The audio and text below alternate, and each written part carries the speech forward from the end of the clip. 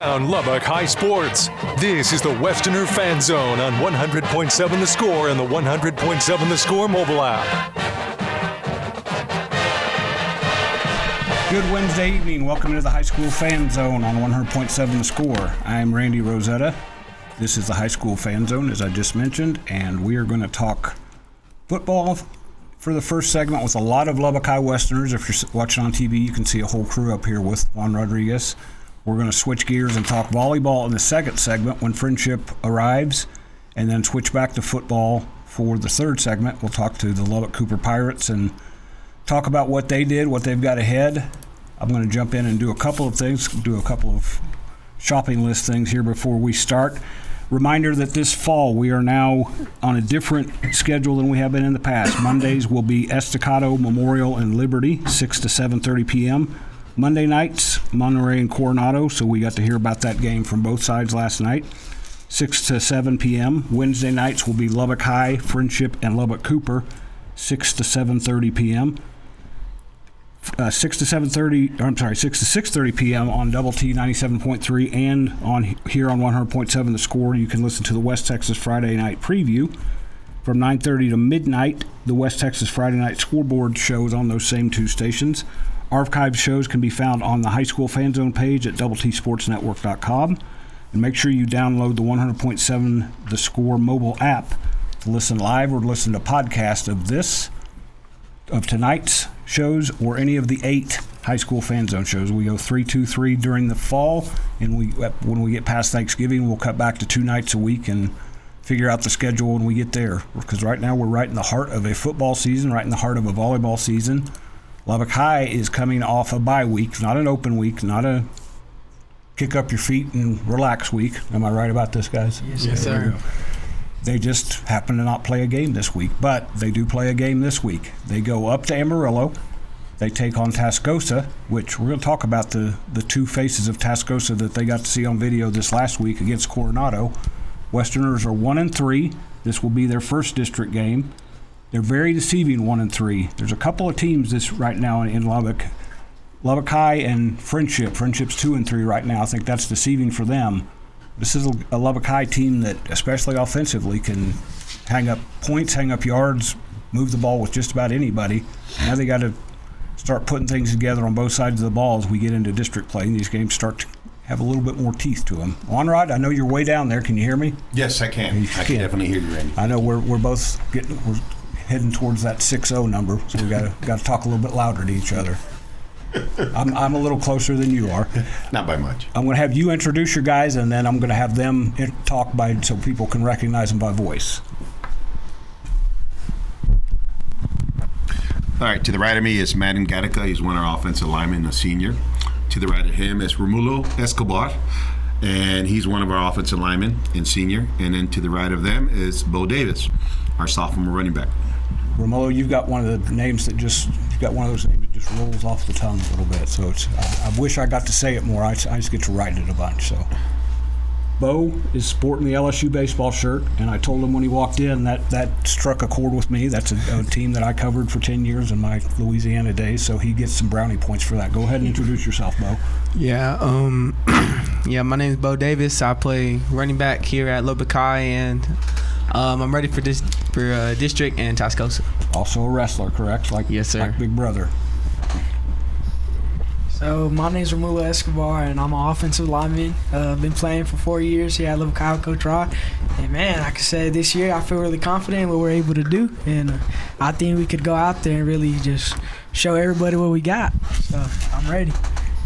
Madden Gatica, and I play O-line center. And I agree too. We get out there, we can play with some boys too.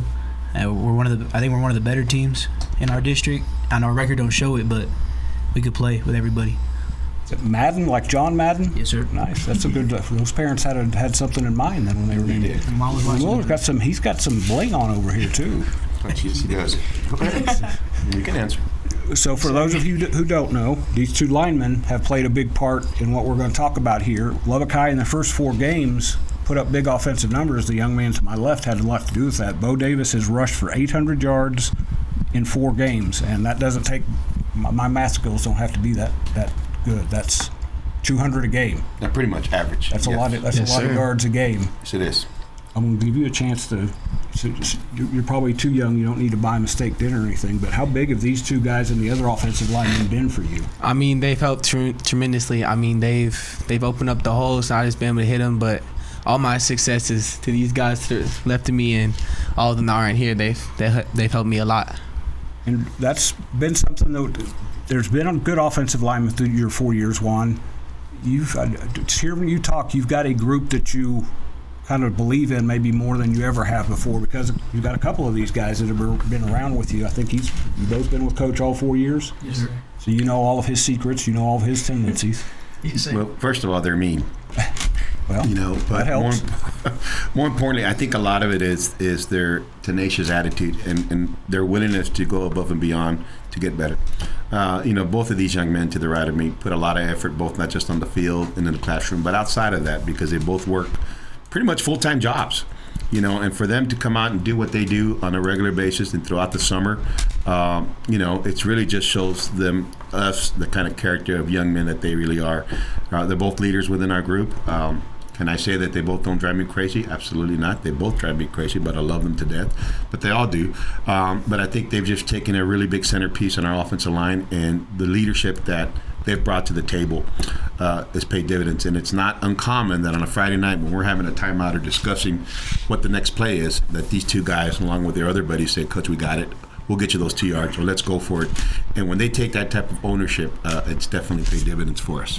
Well, and on the stats I run on HubStreetPreps.com, I wish I was smart enough to find a way to identify what an offensive line is doing well.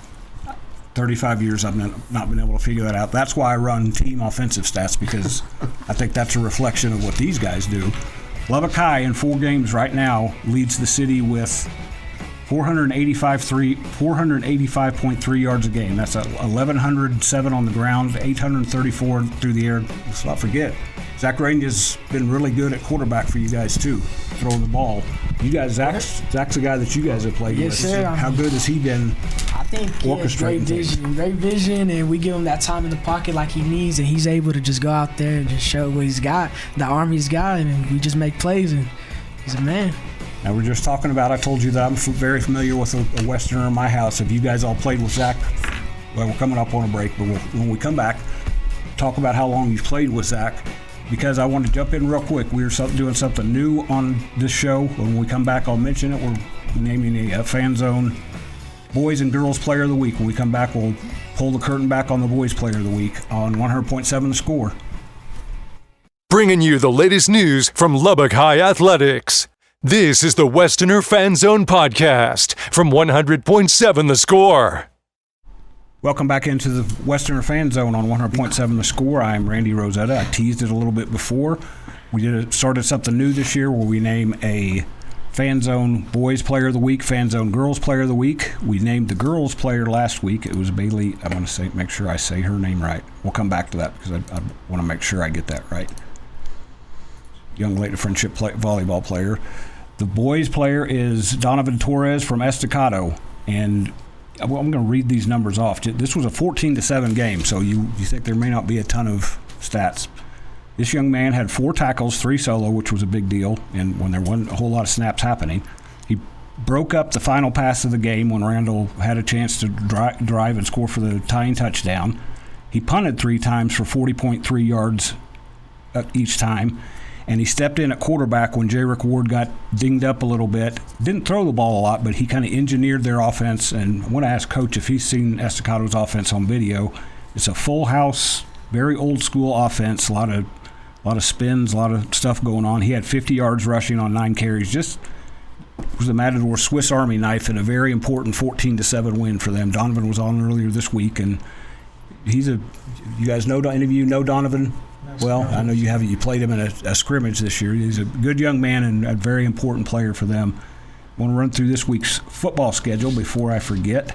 Thursday night, the Matadors are back on it at the second Thursday in a row for them. They are at home at Lowry Field against Andrews. That's not on any Raymar stations, but a guy named Rob Bro will be on the radio with that call, a guy that I think Bo Davis knows a little bit here. Friday night, we'll start with the Westerners. They go up to Dick Bivens Stadium and take on the Tascosa Rebels, 7 p.m. That's also, I'm sorry, Rob Bro's on that grade. He's not on Estacado, unless somebody's told me something different. That's Nick Long. Rob Bro will be up in Amarillo with the Westerners at Tascosa at 7 p.m. Coronado and Monterey meet in their annual fist fight football game at Lowry Field, 7 p.m. That's on 96.9 the Bull and 93.7 the Eagle. Friendship is off this week, so nothing to listen to there. Lubbock Cooper's at home against Wichita Falls Legacy. That's right here on 100.7 the Score. Let's see, Liberty. This is the HubCityPreps.com game of the week. Number 9, Liberty. Number 9 in Class 4A Division II. At number 6, Greenwood. That's at 7 p.m. down at Greenwood. That will be on 93.1 Young Country. Lubbock Christians at home against Prosper Richland, which is a school that just opened. They're playing with freshman, sophomore, and a smattering of juniors. I believe their season is actually a JV season. Trinity Christian is at home against Tulia. In 6-man taps, Kingdom Preps on the road at Weldorado. And then Saturday, 6-man taps, Christ the King is at home against the West Texas Tornadoes.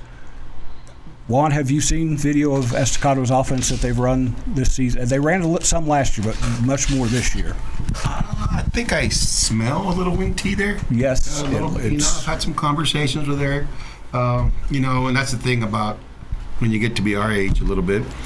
You've been experienced to a lot of different offenses. Some of them have floated, kind of feather away, but some of them make a comeback. Yep. Obviously what we're playing this weekend. Exactly, we're going to talk about that. So it's kind of why I brought that subject up. It's the fact that it's an old school offense and one that I was an online coach 20 years ago.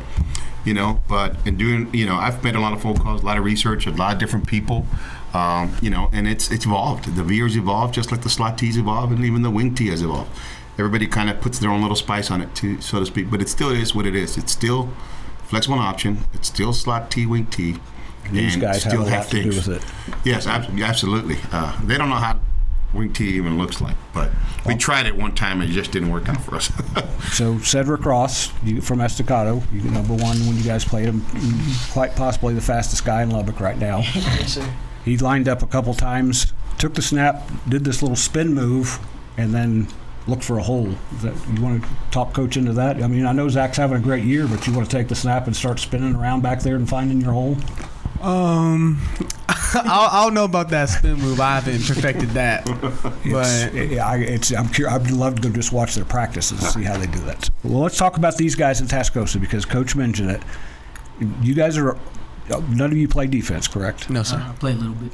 So we'll talk to you about this then. Coach mentioned their triple option or their flex bone or whatever they call it. They run it very well. You've got to be very patient on defense. To me, you got to be patient on offense too because you got to wait for them to get off the field. But how much have you guys kind of looked at it this week about making sure you stay where you need to stay and do your assignment and all that stuff? Yeah, it's just about everybody making their assignment. You gotta trust the guy behind you, the guy in front of you, just to make sure everybody does their job and we're capable to stop it. That's what I think. I mentioned the two sides of Tascosa last week. Coronado was right there with them in the first half, 28-28. I don't know if they necessarily stopped them, but they were matching them. And then Tascosa found a different gear. And it got away from Coronado a little bit. But for a half, I think Coronado maybe gave everybody a blueprint of how you stack up against that thing. We'll talk more about the Westerners going up the road to Amarillo to take on Tascosa when we come back in the Westerner Fan Zone after this break on 100.7 The Score. Bringing you the latest news from Lubbock High Athletics. This is the Westerner Fan Zone podcast from 100.7 The Score. Welcome back in. We have one more segment talking Lubbock High Westerner football. They go up to Tascosa this week. This is their first district game. They were still working, but they were just not playing a game last week. Tascosa got their first win in district play 65 to 28 here in Lubbock against Coronado. Madden, we were talking about what you have to do against them defensively. 5 games, Tascosa has thrown 31 passes. They actually threw a few more passes last week than they usually do. And they've completed 17, so you can't get totally lulled to sleep because they will pop you once in a while. But how prepared do you guys feel defensively to stack up against this triple option offense? Like I said, we just got to trust our guys in the back there, and And as we do our job, I know they're gonna do their job, so they're always ready for it, and we truly think we can stop it. Now, offensive guys, as I mentioned, you have to stay patient on the sidelines and kind of stay engaged, because their MO is they're going to have long drives, even when they're not working. They don't have a lot of 3 and outs. How does that kind of affect you going back out there knowing, okay, they've had the ball for a while, let's see if we can't do something here? What do you want to make sure you do when you get out there? So I would say we got to maintain our energy, maintain the hype energy we have, because I know when we go out there and we show what we have in those first couple drives, and we pop them in their mouth, I know we feel unstoppable, so there's nothing that can stop us. And I believe if we can keep that momentum going, then I think we should be okay just trying to run it down their mouth, throw it. I have full confidence in us and our ability to be able to move that ball around this Friday night. All right, Bo, I'm going to put you on the spot. I told your uncle I was going to tease you and tell you had to run the show. He told me you were a little bit nervous. You're doing fine. How would you describe yourself as a runner? Because I've seen you play a couple times. I've seen you be physical, but I've also seen you get loose and turn the jets on. What's your strength as a running back? I think my strength is whenever I see the hole, I can hit it and make some moves and get to the sideline and run it down. But I think that also when it comes to that time being, I can put my shoulder down and run through somebody and make it work. Is that the wrestler being a football player, or is that the football player later on being a good wrestler? I think wrestling has really helped me with football, like staying more on my toes and being ready for whatever comes my way. I think wrestling has helped me with that, staying more stable when I run, but whenever I do run, it does help me a lot. But you got a wingman too. How important has it been for you guys, one, to have, is it Anthony Boyd? Yes, sir. To have another guy that kind of gives the defense something else to think about when Bo needs a break, or just to give them something different to look at? Well, I think that definitely gives us options, and to you know, as you get ready for district, I mean, any young man, you know, can carry the ball 25, 30 times preseason, but when you start getting into district and the opponents that we're fixing to face, we want to narrow those carries down, not so much because we want to take the ball out of his hands, but to also keep him healthy. And so I think Anthony Boyd brings that to the table. We also have little Kevin Hinojosa, who can bring, you know, he's your 5'7", you know, carry guy, and Anthony can be your 10 to 15 guy, and then Bo can carry the load. But at any time, you know, they can carry the ball, and if they're consistent, they support one another. They have, you know, they help each other out, just like these little line guys. And I think that's the difference between this group of kids and the ones that we've had in the past. These guys really want each other to be successful. And there's no, years past, even when we were winning, you could turn around and you would see a guy or two kind of holding their head down. And that's not this group of kids. So it's definitely something to be excited about moving forward. This is almost like a baseball question for you two linemen. Does it matter to you who's running the ball? Do you block differently? Do you try to get a hole a little bit quicker, or does it just get the hole open and let him go? Yeah, we just try to make that hole open, because I like all our running backs. They're all good. They any of them could do anything, and they make it real easy to block too. That's what I like. What about you, Romulo? I believe, just like Madden said, I would say that I don't think there's no difference. I know I have full confidence in all of our running backs and everybody we got. I know that they can just run it down there. I know they can make plays. We've seen it happen plenty of times. We're just waiting to make that happen in district, because I know we're capable of it. So if we block good, like I said, we fear no man. I say, so we come out there just willing to hit anything, make those holes, and let our running back shine. That's all I can say. Bo's a pretty big guy. Yes, sir. Do you make sure you get out of his way? Because I don't know if I'd want him running up behind me and knocking me over. Yes, sir. I have to run just a little bit faster for all of them, because when I get tired, I'd hate to be behind that hit, because I've been in practice where I've been hitting. There goes all my air. And no, sir. Now, to be fair, when you've got 800 yards in 4 games, you've generally left a lot of guys in the dust. You're running to what was it? St. Angelo, we had 349. 360. 360. He knew the number there. There we go. And he's a sophomore. Yes, sir. So there's a lot of time to keep building those numbers. Were you able to ascertain if that's any kind of record? Not yet. Okay. I think if he went and lost those 2 plays that they took away, I think it would have been there we go. That wraps us up in the Westerner Fan Zone on this Wednesday night. We'll be back after this break on 100.7 The Score in the Tiger Fan Zone.